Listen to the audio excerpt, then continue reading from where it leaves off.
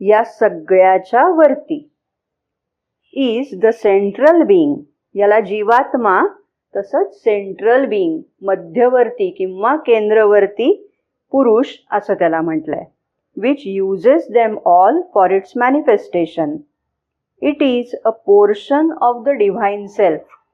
हा जो जीवात्मा आहे तो या आत्म्याचा एक प्रकारे पोर्शन आहे, एक प्रकारे घटक आहे तो, डिव्हाइन सेल्फ.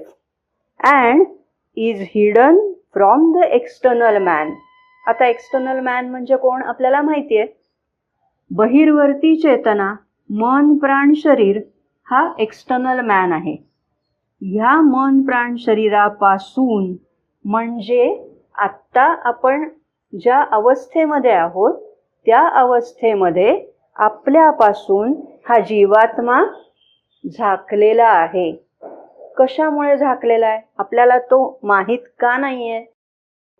किंवा मी जीवात्मा आहे अशी जाण मला का नाहीये? याचं कारण तो झाकलेला आहे. कशाने झाकलेला आहे तेही श्री अरविंदांनी इथे सांगितलंय बघा.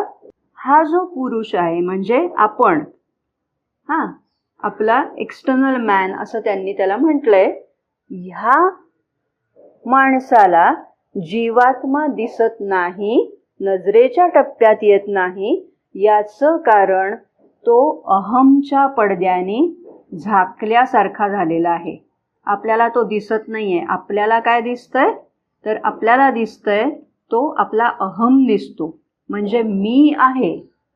मग तो मानसिक अहम असेल किंवा प्राणिक अहम असेल, तुम्ही ज्यामध्ये जास्त करून वावरत असाल त्यानुसार तुमच्या अहमचं स्वरूप असेल.